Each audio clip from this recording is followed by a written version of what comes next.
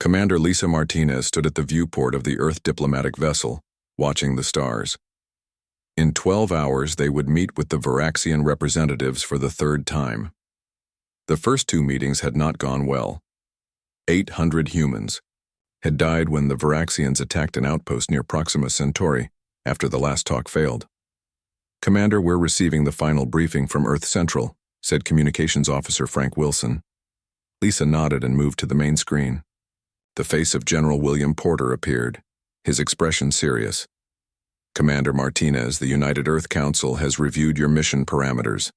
Your primary goal remains establishing peaceful contact. However, given recent events, you are authorized to issue Warning Protocol Alpha if the Varaxians show aggression." Lisa's eyes widened slightly. Warning Protocol Alpha had never been authorized before. It meant revealing a small fraction of Earth's true capabilities if needed. "Understood, General. We hope it won't be necessary." "As do we all, Commander." Earth Central out. The screen went dark and Lisa turned to her second-in-command, Admiral Paul Johnson. "What do you think, Paul? Will they listen this time?" Paul shook his head. "The Varaxians have expanded unchallenged for 300 years. They think we're just another young species to conquer or push aside." "Then they're in for a surprise," Lisa said quietly. The meeting room on the neutral space station was designed to put all parties at ease. It failed completely. The air felt thick with tension as the 6-member human delegation sat across from the 4 Varaxian representatives. The aliens were impressive specimens. Standing over 7 feet tall, their bodies were covered in iridescent scales that shifted color with their movements. Multiple limbs moved with unsettling grace, and their faces featured compound eyes and clicking mandibles. Their leader, Supreme Commander Vexthal, regarded the humans with obvious disdain. "You have requested this meeting." The translator device conveyed the alien's clicking speech. "Speak your purpose." Lisa stepped forward. "Thank you for agreeing to this dialogue. We represent the United Earth Council. We seek peaceful relations between our peoples and wish to discuss the unfortunate incidents at our Proxima outposts." "Unfortunate?" Vexthal's scales flashed dark red. "Your presence in that system is an encroachment on Varaxian territory. The Proxima system was unclaimed when we established research stations there 20 Earth years ago," Lisa replied calmly. "Our records show no prior Varaxian claim. All systems within 600 light-years of Varaxian Prime fall under our protection," declared another alien science minister, Kralvex. "Your ignorance of this fact does not change it." Paul Johnson leaned forward. "With respect, Minister, that would include over 300 star systems, many with their own native intelligent species. Surely coexistence is possible." The Varaxians exchanged looks that the humans couldn't interpret. Then Vexthal stood to his full height. "We expect full compliance with our terms." The alien hissed through the translator. "Your species will surrender all mining rights in the Proxima system and withdraw your military presence within 1 standard rotation." Lisa felt her heart sink, but kept her expression neutral. "Supreme Commander, we came prepared to discuss fair resource sharing and security arrangements beneficial to both our peoples. What you're suggesting isn't negotiation but demands for surrender. The Varaxian Empire does not negotiate with lesser species," Vexthal said. "You have developed primitive space travel only in the last century. We have ruled the stars for millennia." Lisa looked to her team members. Diplomat Ryan Cooper gave a slight shake of his head. Science Officer Olivia Baker looked down at her data pad, her face tense. "Supreme Commander," Lisa tried again, "there is much our species could learn from each other. War would benefit neither of us." "You speak as if you have a choice," the alien responded, mandibles clicking rapidly. "You will comply, or you will face the consequences. The Proxima incident was merely a demonstration." At this, Paul Johnson stood up. "Are you claiming responsibility for the attack that killed 800 civilians?" "They were warned to leave," Vexthal said dismissively. "Their deaths serve as a lesson to your council." The room fell silent. Lisa felt a cold anger building but kept her voice steady. "I think we need time to consider your position, Supreme Commander. Perhaps we can reconvene." "There is nothing to consider," interrupted the Varaxian. You have 12 of your Earth hours to begin evacuation of all facilities in the Proxima system. After that, we will remove them ourselves. With that, the 4 aliens rose in unison and moved toward the exit. This meeting is concluded, Vexthul stated, not bothering to look back. When the Varaxians had gone, Lisa turned to her team. Opinions? They never intended to negotiate, said Ryan Cooper, running a hand through his graying hair. This meeting was just to deliver an ultimatum. They're testing us, Olivia added, seeing how we respond to a direct threat. Paul nodded grimly. They think we're weak because we keep trying diplomacy. They don't understand who they're dealing with. Lisa took a deep breath. Send a message to Earth Central. Full report of the meeting and request permission to implement Warning Protocol Alpha if they attack again. Back on the Earth vessel, Lisa received her answer within hours. A priority. Communication from General Porter himself. Permission granted, Commander. If the Varaxians attack again, you are authorized to show them exactly who they're dealing with. The full defensive grid has been activated throughout human space, though it remains cloaked. Earth Central has also dispatched the science vessel, HFY Discovery, to your location. Captain Richard Garcia will coordinate with you on the response package. Lisa acknowledged the orders and turned to her bridge crew. All stations on alert. We wait. They didn't have to wait long. Exactly 11 hours and 42 minutes after the failed meeting, long-range sensors detected Varaxian warships approaching the human research outpost on Proxima Centauri B. 3 heavy cruisers, reported Sensor Officer Derek Mason. Weapons, hot. They're not even trying to hide their intentions. Open a channel, ordered Lisa. When the communications officer nodded, she spoke clearly. Varaxian vessels, this is Commander Martinez of the Earth Defense Fleet. Your actions constitute an act of war against Earth. Stand down immediately. The only response was a barrage of energy weapons fired at the research outpost. The defensive shields that had remained hidden until now flared to life, easily absorbing the attack. No damage to the outpost, Derek reported, unable to keep the satisfaction from his voice. They're preparing for another volley, said Paul. Lisa nodded. It's time. Signal the Discovery. Deploy the package. Somewhere in the darkness of space, the HFY Discovery, a vessel the Varaxians had completely overlooked, launched a single small probe toward the alien fleet. When it detonated between the 3 warships, it released no explosive force, only a precisely calibrated electromagnetic pulse that bypassed the alien shields as if they weren't there. All 3 Varaxian ships went dark, their weapons and propulsion systems completely disabled. Message ready, said Frank Wilson. Send it, Lisa commanded. On the Varaxian vessels, every functioning screen displayed the same message in their language. We could have destroyed your ships. This is your only warning. As reports flooded in from the stunned Varaxian crews, Lisa turned to her second-in-command. They mistake our diplomatic approach for weakness, she said quietly. They don't understand who they're dealing with. They will, Paul replied. The question is how many more lessons they'll need before they get it. Captain Richard Garcia of the Earth science vessel, HFY Discovery, watched the disabled Varaxian ships on his view screen. His vessel, classified as a research ship, contained technology far more advanced than its modest exterior suggested. Status. Report on the Varaxian fleet, he requested. Science Officer Kimberly West looked up from her console. All 3 ships remain disabled, Captain.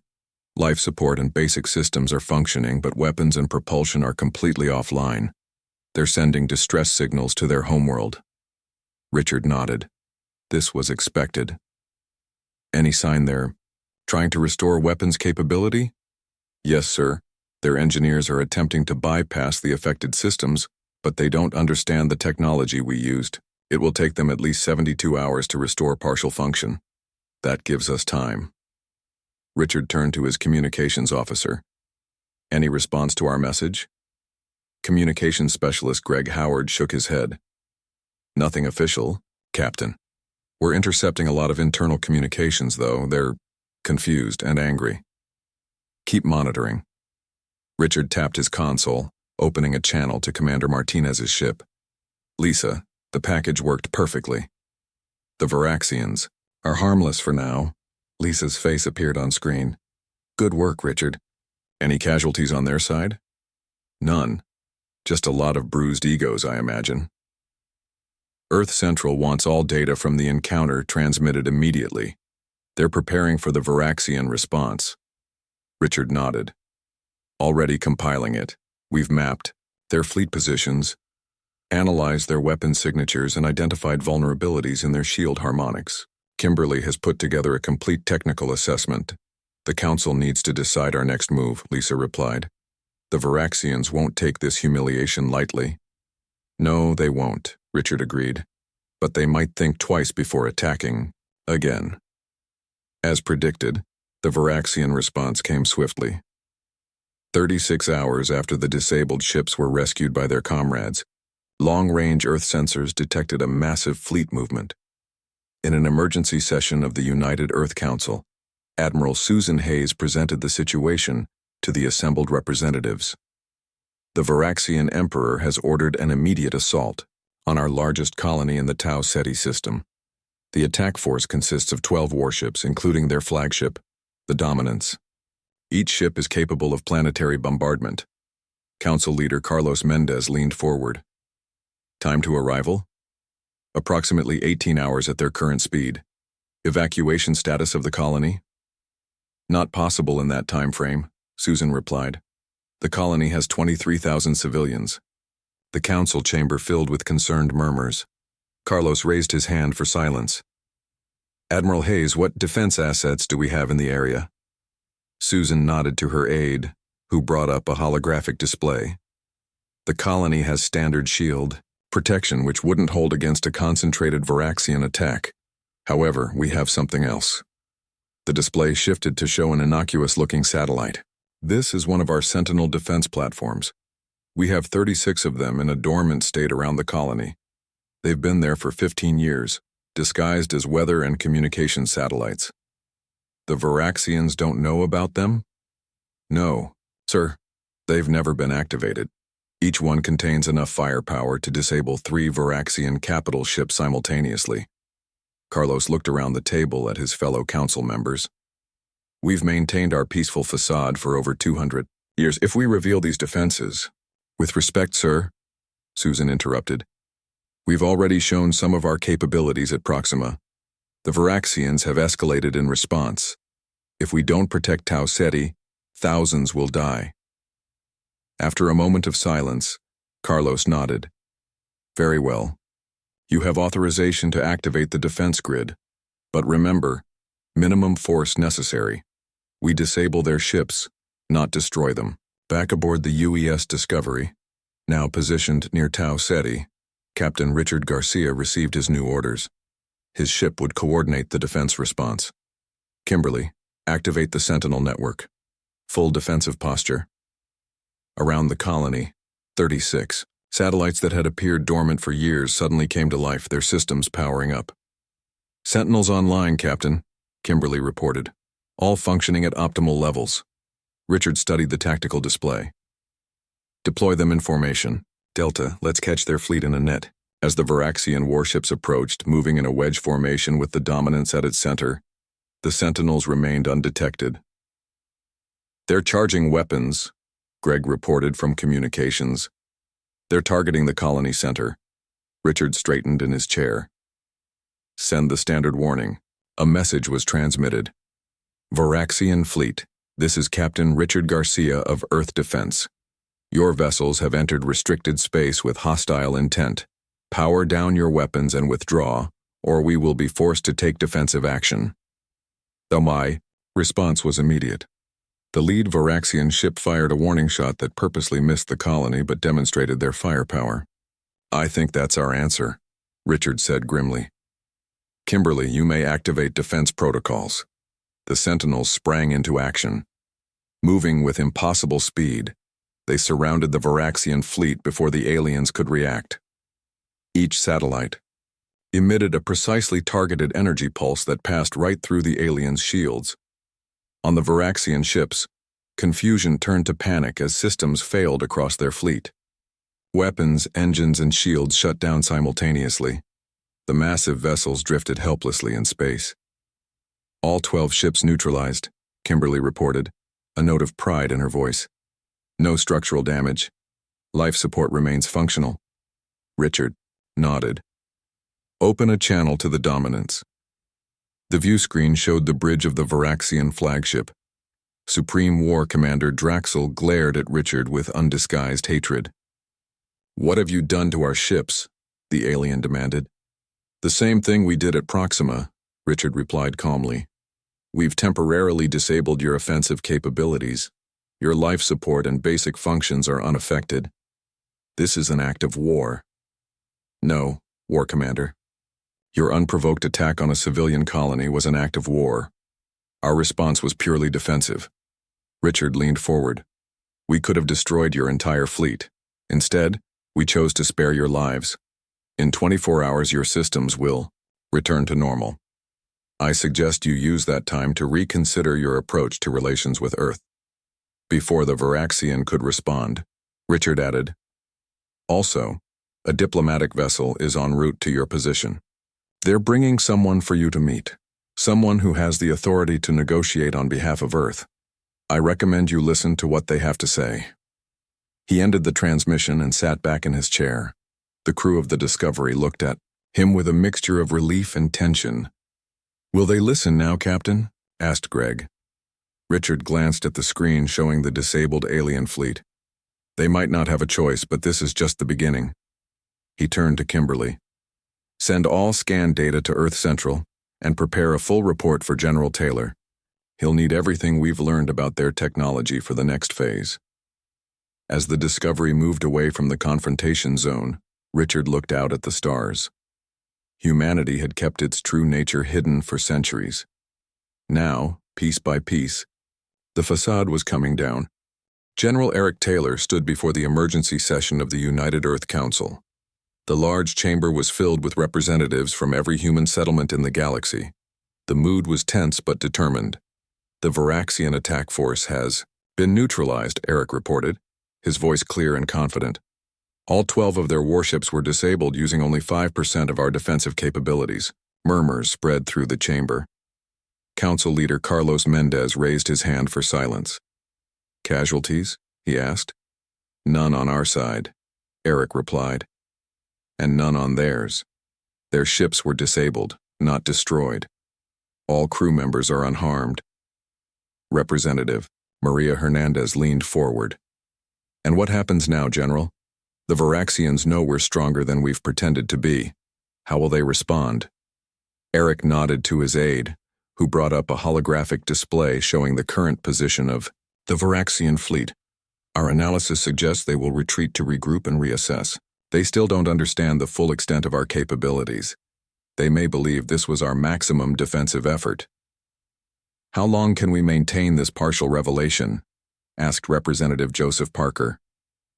Now that they've seen some of our technology, they'll be looking for more. Which brings us to the decision before the Council today, Carlos said, rising from his seat. For 300 years, Earth has maintained the appearance of a relatively new spacefaring civilization.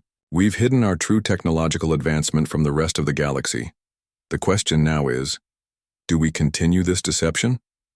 Or is it time to reveal who we really are?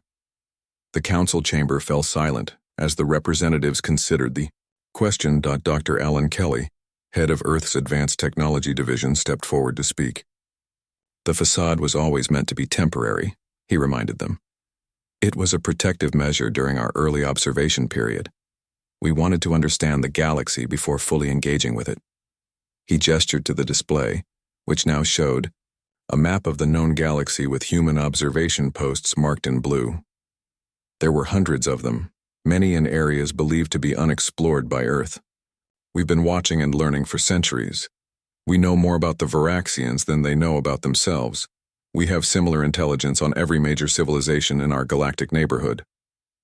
The risk, countered Maria, is that revealing our true nature could unite other species against us. They might see us as having been deceptive.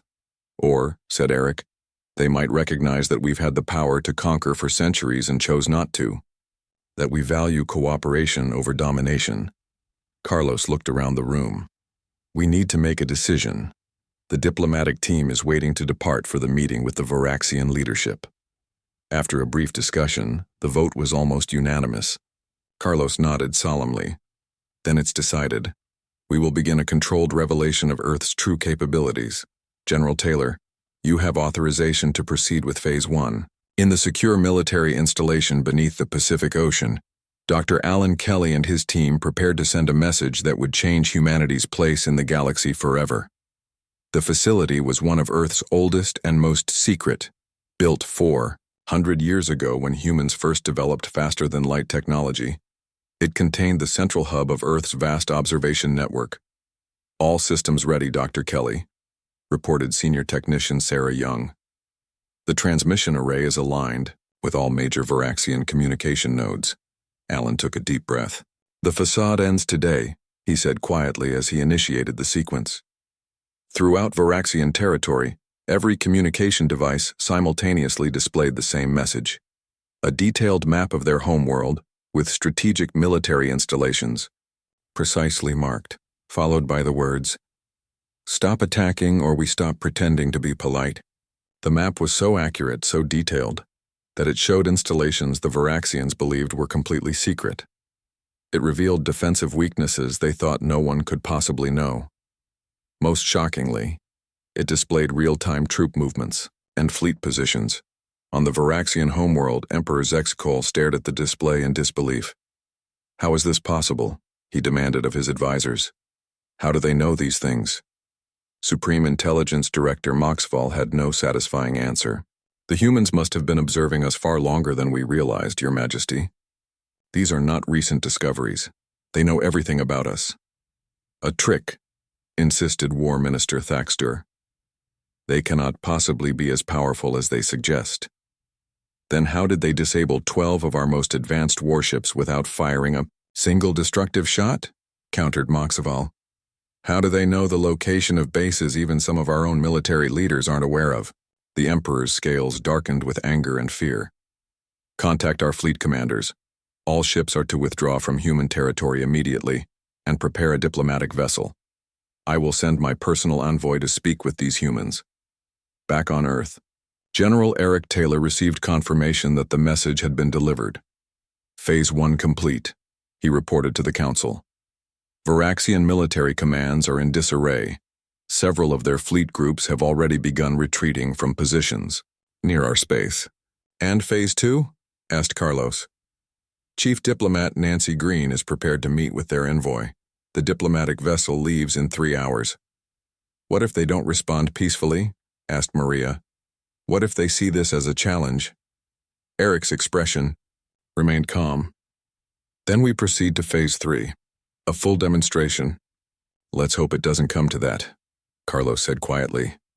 In the days that followed, humans throughout the galaxy watched as Earth's previously hidden defense grid activated around every settlement and vessel.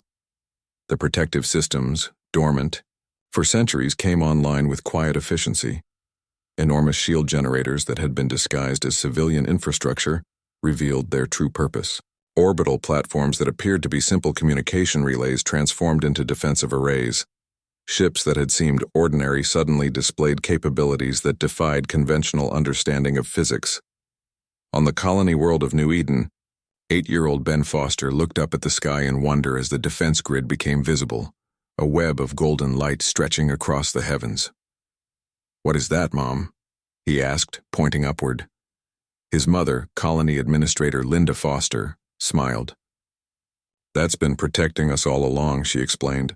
"We just didn't need to show it until now." "Are the aliens going to attack us?" Linda shook her head. "I don't think so. Not anymore. They're beginning to understand who we really are." Across human space, a new era was beginning. The long masquerade was ending, and humanity was finally ready to show its true face to the galaxy. Chief Diplomat Nancy Green stood by the large window of the neutral station orbiting Jupiter. She watched as the Varaxian diplomatic vessel approached, its sleek design catching the sunlight. This would be the most important meeting of her career.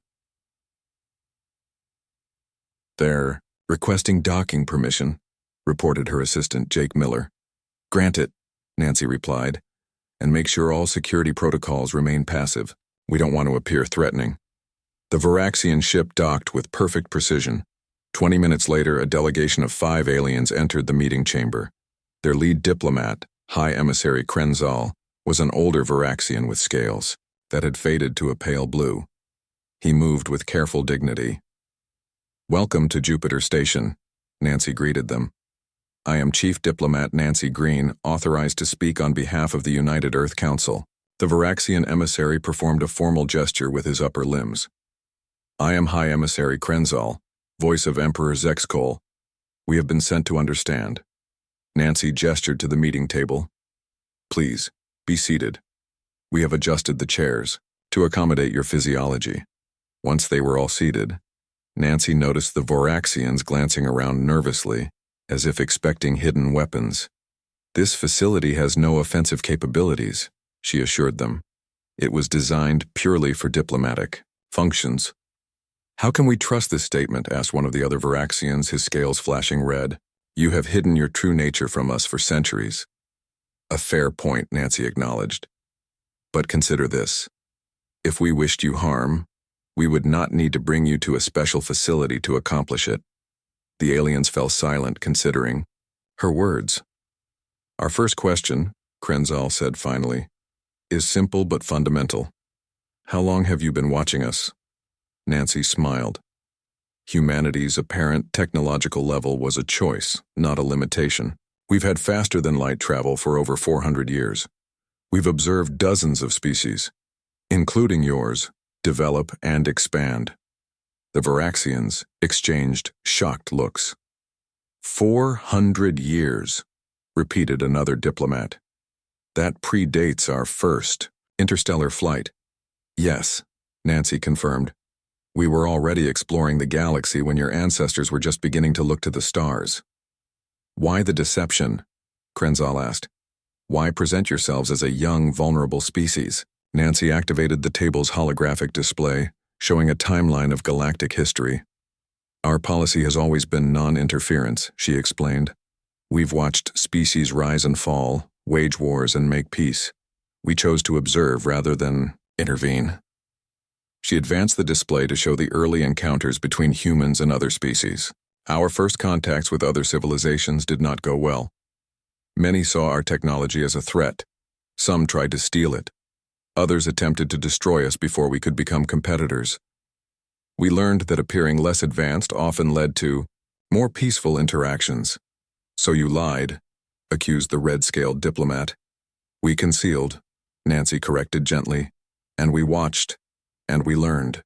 She brought up new images, detailed records of Varaxian history, including events their own historical archives had lost or deliberately obscured. "Your third dynasty collapse wasn't caused by resource depletion, as your official history claims," Nancy noted. "It was a pandemic that your leaders kept secret from the population. We have the original medical records." Krenzal's scales paled further. "How could you possibly know this?" Instead of answering directly, Nancy changed the display to show a map of the galaxy with tiny blue dots scattered throughout Varaxian space. "These are our observation platforms," she explained. "Undetectable, self-sustaining, and capable of recording and transmitting vast amounts of data. We have similar networks in every major civilization's territory." The Varaxians stared at the display in stunned silence. "Your people nearly went extinct twice," Nancy continued. "Once during the pandemic, and once during the stellar flare of what you call the Year of Darkness. Both times human intervention prevented total collapse, though you never knew it was us." "What do you mean, intervention?" asked Krenzal. Nancy brought up another file. "During the pandemic, your scientists were close to a cure but missing a key component. An anonymous researcher provided the critical formula. That was us. During the stellar flare, several of your colony worlds lost shield protection. Mysterious. Emergency generators appeared just in time. Also us." "Why would you help us if we were not allies?" the red-scaled diplomat demanded. "Humanity is not interested in conquest or dominion," Nancy explained. "But we will not be conquered either. We have helped many species survive extinction events. We believe in the value of diversity in the galaxy. Krenzal leaned forward. If what you say is true, if you have been capable of overpowering us for centuries yet chose not to, why reveal yourselves now? Because your expansion became directly threatening to our people, Nancy replied simply. We prefer to remain in the background, but not at the cost of human lives. She stood and walked to the window, gesturing for the Varaxians to join her. Outside, Jupiter's massive form filled half the view, its swirling clouds majestic against the blackness of space. 400 years ago, humans were confined to a single planet, she said. We fought each other over resources, territory, and ideology. We nearly destroyed ourselves several times, but we learned from our mistakes. When we finally reached the stars, we carried those lessons with us. She turned to face the aliens. We don't want to rule. We don't want to conquer. We simply want to exist alongside others in peace. And if we don't believe you? Challenged the red-scaled diplomat. If we think this is just another deception? Nancy's expression remained calm, then looked deeper into the files we've provided. Examine the evidence. Your own hidden archives will confirm everything I've told you. She returned to the table and pressed a small button. A data crystal rose from the center of the table. This contains the complete record of human observations of Varaxian civilization, including several instances where we prevented your extinction without taking credit. Krenzal took the crystal carefully. The Emperor will want to verify all of this. Of course, Nancy nodded. We expect nothing less. But while he does, I hope your fleet continues to maintain its current non-aggressive posture. Further conflict would benefit neither of our peoples. As the meeting concluded, Krenzal approached Nancy privately. One last question, Diplomat Green. If humans have been so advanced for so long, why did you allow the Varaxian Empire to expand unchecked? We have not always been kind to the species we encountered. Nancy's eyes reflected a deep sadness. We asked ourselves that question many times. Non-interference has its costs, but we believe each civilization must find its own path. We intervene only to prevent extinction, not to direct development. She looked directly at the alien. Perhaps, now knowing you're not alone in your advancement, the Varaxian Empire might reconsider its approach to other species. Krenzal's scales shifted to a thoughtful purple. Perhaps. That will be for the Emperor to decide. As the Varaxian delegation departed, Nancy watched their ship pull away from the station. The first true diplomatic contact had been made. Whether it would lead to peace or further conflict remained to be seen, but humanity had taken a significant step. After centuries of hiding, they had finally begun to show their true nature to the galaxy. Senior Ambassador John Williams adjusted his formal diplomatic attire as he prepared to address the Galactic Conclave.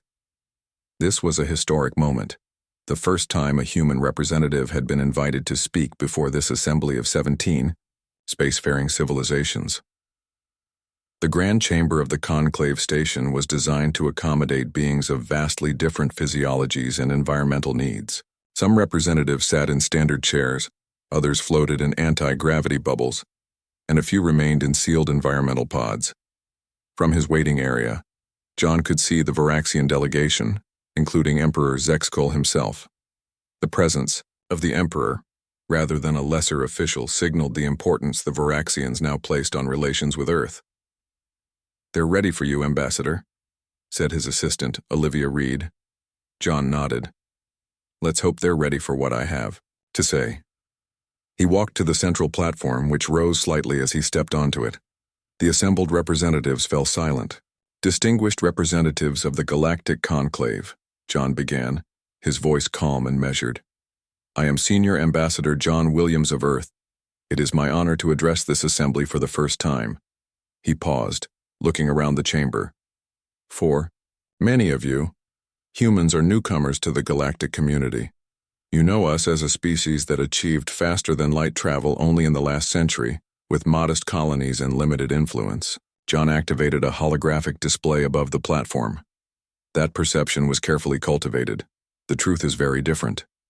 The display showed a timeline stretching back 4 centuries, marking key developments in human space exploration and technology.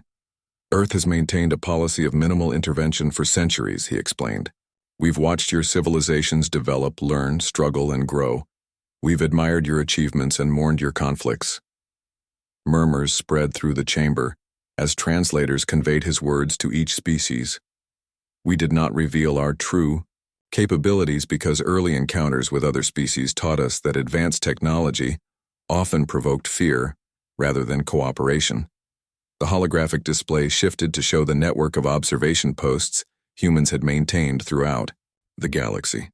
There were thousands of them, far more extensive than what Nancy Green had revealed to the Varaxians. These posts have allowed us to study and understand each of your civilizations, not to exploit weaknesses, but to find ways we might peacefully coexist when the time came for open contact. A representative of the Trilaxian Confederation, a species of crystalline beings, activated their speaking light. Are we to believe that humans have been spying on us all this time without our knowledge? This is an outrageous violation of sovereignty. John nodded in acknowledgement of their concern. I understand your perspective, Representative. However, I ask you to consider our actions rather than our methods. At no point have we used our observations to harm any species. He brought up new data, historical records showing dozens of instances where humans had quietly prevented extinction level events throughout the galaxy without taking credit. When the methane storms threatened to destroy the Trilaxian colony on Orvis IV, the natural formation of crystal barriers that saved 3 major cities was not natural at all. It was human technology, deployed covertly to save lives. The Trilaxian representative's lights flickered in surprise. John continued, bringing up more examples for each civilization present. A diverted asteroid here, a neutralized pandemic there, subtle technological hints provided to scientists on the verge of breakthrough. We never wanted to dominate through fear or superior technology, John explained. We wanted to be accepted as equals based on shared values and peaceful intentions. The Varaxian Emperor activated his speaking channel. The humans could have conquered any of us centuries ago. They chose not to. I have reviewed their historical records myself. They are genuine. This statement from the leader of the most expansionist empire in known space caused another wave of murmurs. John waited for the chamber to quiet before continuing. Earth is now formally requesting membership in the Galactic Conclave. We come not as conquerors or as primitives, but as equals. We bring with us knowledge and technology we're now willing to share openly. He gestured to a group of human scientists and engineers who had entered the chamber. These specialists are prepared to meet with representatives from any civilization, interested in collaboration. Our medical advances, environmental restoration techniques, and energy technologies are now available to all peaceful members of the galactic community. A representative of the Aldorian Collective, known for their technological achievements, spoke next. Why should we trust humans now? You've deceived us all for centuries. We concealed, but we did not deceive, John corrected gently. Look at our actions. When the Varaxians attacked our outposts, we disabled their ships without causing deaths. When we could have revealed devastating weapons, we chose targeted defensive systems. Our history is one of restraint, not aggression. The chamber grew quiet as the representatives considered his words. The evidence will be made available to all of you, John continued. Study it, verify it, send your own observers to Earth. We have nothing to hide anymore. He looked directly at the Varaxian Emperor. Recent events forced us to reveal ourselves sooner than planned, but perhaps it's for the best. Secrecy, even when well-intentioned, creates barriers. We're ready for those barriers to come down. After John's address, the conclave entered a period of deliberation. Representatives from across the galaxy requested meetings with the human delegation, some hostile, others curious, many simply confused. In the days that followed, diplomatic vessels from a dozen worlds traveled to Earth for the first time.